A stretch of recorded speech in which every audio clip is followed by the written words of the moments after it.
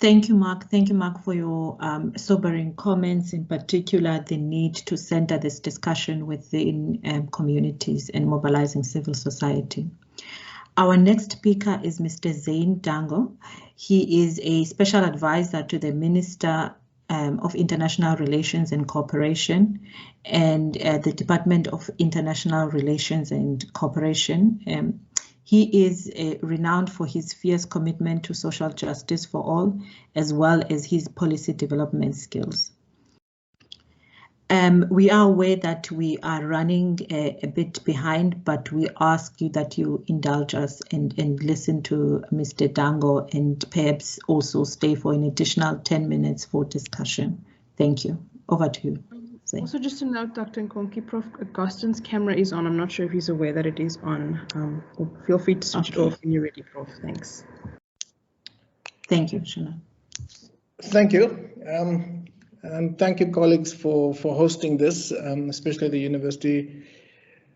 Coming last and after Mark and other speakers, I'm going to be relatively short and make a few comments, and picking up from Mark, especially on some of the issues about the process around the treaty. But I think it's important, and I think the professor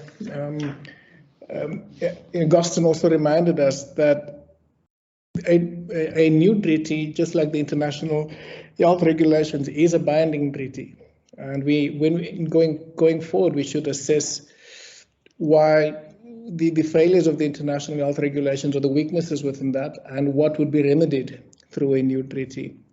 So just quickly around the drivers behind the treaty. Of course, the independent review panel is perhaps the most salient driver, and they came towards this recommendation from a number of angles. But in my reading of the report, they came to it from a specific critique around the international health regulations, especially the constraints that they argued it posed to the Director General of the WHO's abilities to declare a public health emergency of international concern. So the politics about independence, science-driven versus politics emerged in the concerns arising from the manner in which they saw the delay in declaring COVID-19 a pandemic. There's also other concerns which I won't deal with now. For example, gaps in the manner in which the IHR defines pandemic. In fact, they argue that it does not adequately define pandemic. So in terms of the objectives, if one reads into the objectives and listening to the speakers today, there's a sense that what a new treaty would seek to do would be to work towards global solidarity, global cooperation on areas ranging from the very specific scientific technical stuff, detection, surveillance systems, and to ensure universal and equitable access to life-saving medications, including vaccines and diagnostics. And that this cooperation would be underpinned by a commitment to rapid action. And I'll come back to why this is a good thing, but could also be an issue of concern. So who are the other players that have been vocal in their support of the treaty? South Africa was one of the first 23 countries that voiced support for a pandemic treaty of this nature. But we are also concerned about other voices that have emerged in the current context. So we see the European Commission coming strongly in support of the treaty. We see. Can you hear me? Enfin, j'ai eu une demi-heure. Moi, j'ai raté une demi-heure parce que j'étais avec Luc, en fait. Could all participants mute their mics? Thank you. Thanks. We see the G7 having voiced its support. We've seen what we call the big philanthropy institutions, but also the International Federation of Pharmaceutical Manufacturers, who basically said that they are an important stakeholder and wants to play a role in shaping any international pandemic treaty. And they underscored this. I mean, the unsaid implication of this is that given the fact that they prize innovation and business-like approaches, they see their engagement as shifting global health in this direction. So we would necessarily be concerned about that given the current context. We share many of the ideals that come out of the independent panel's report. We welcome, for example, the reform of the multilateral system for global health. But we would be concerned that this reform should follow along the following lines. It should ensure transparency, participation by member states and civil society, and accountability, that any reform of the multilateral system and the extent to which this treaty contributes to that should and must reduce the disproportionate influence of the private sector, including global philanthropies. We've seen how global health policy has been shaped by global philanthropies and the private sector, and we've seen how the underfunding by states of the WHO has led to funding channels from private sources, which has had an impact in the manner in which the WHO has been able to take up certain global health policy initiatives. So that is an issue of concern.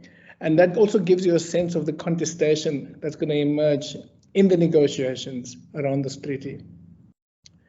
We would be, and Mark's point about leadership, and we would want to engage with Mark and others in civil society, because our concern and our intention in entering a treaty like this would be a reformed global health system where the WHO is strengthened, but where member states' voices are also strengthened, and we would not want to see the ideas that are emerging around a streamlined business-like WHO, because that necessarily could mean reducing the role that civil society are not the big massive philanthropies, but ordinary activists, weaker governments in the South can play in shaping not just this treaty, but actually the entire transformation of the global health system. This is an issue which the SG will pick up on, the UNSG will pick up on the 10th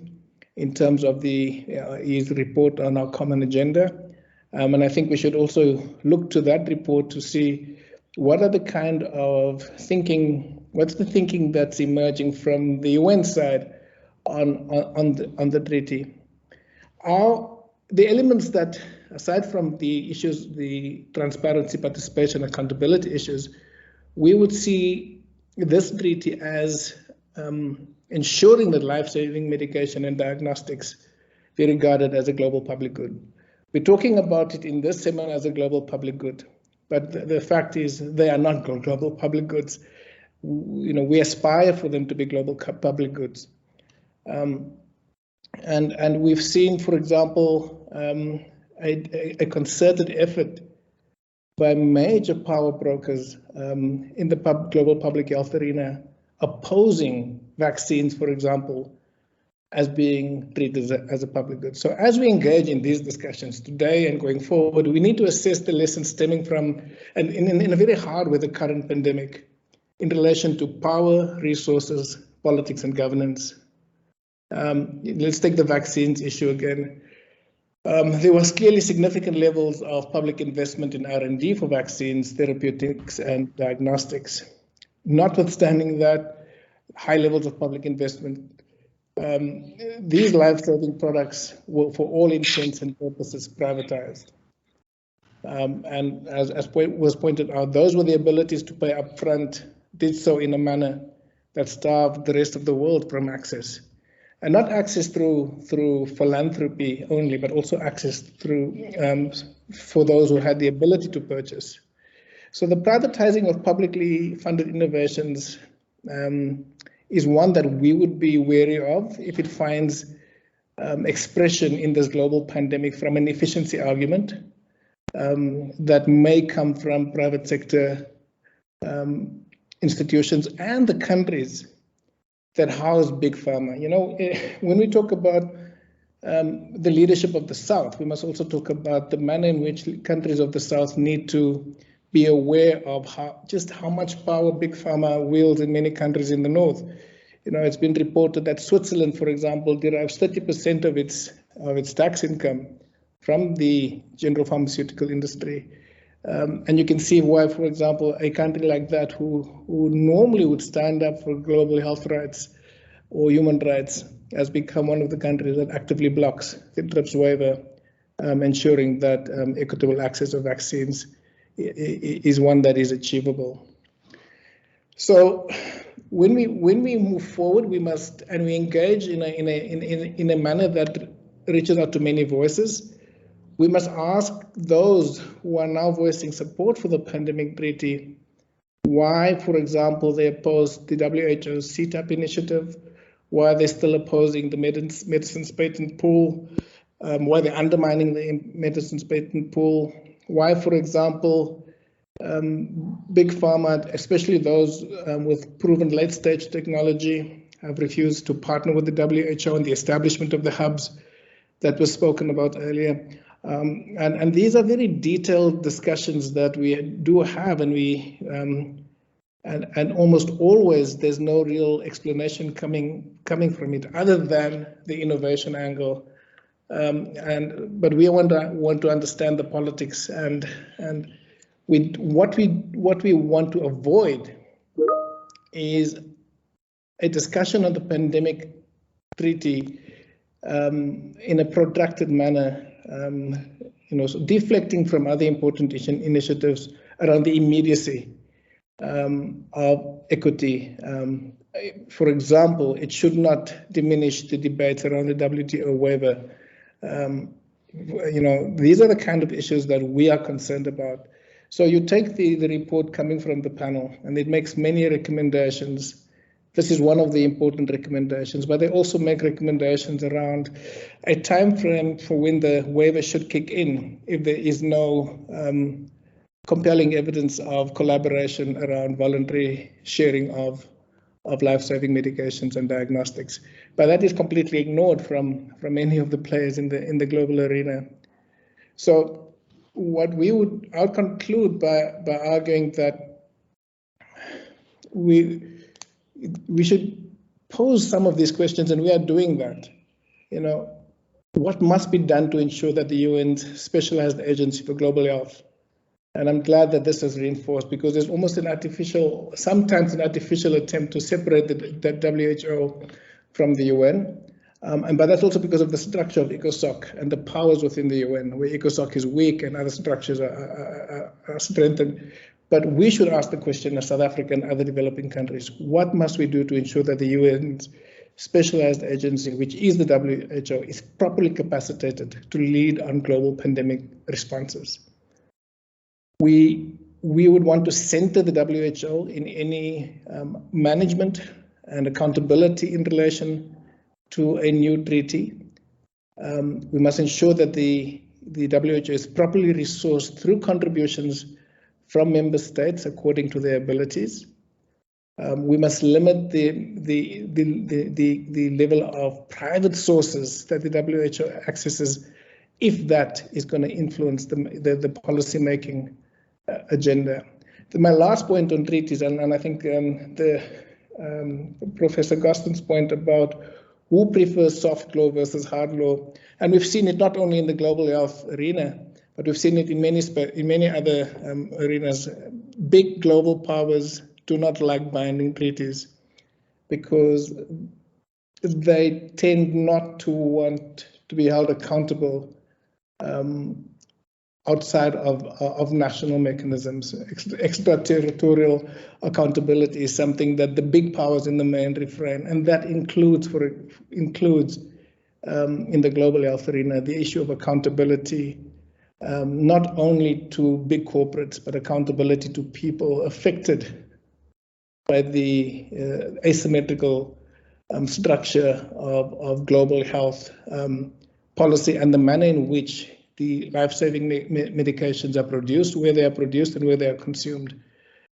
So I'm going to close on that note. I think we've run way over time, and many of the issues that I would have wanted to cover have been covered by the other speakers. Thank you.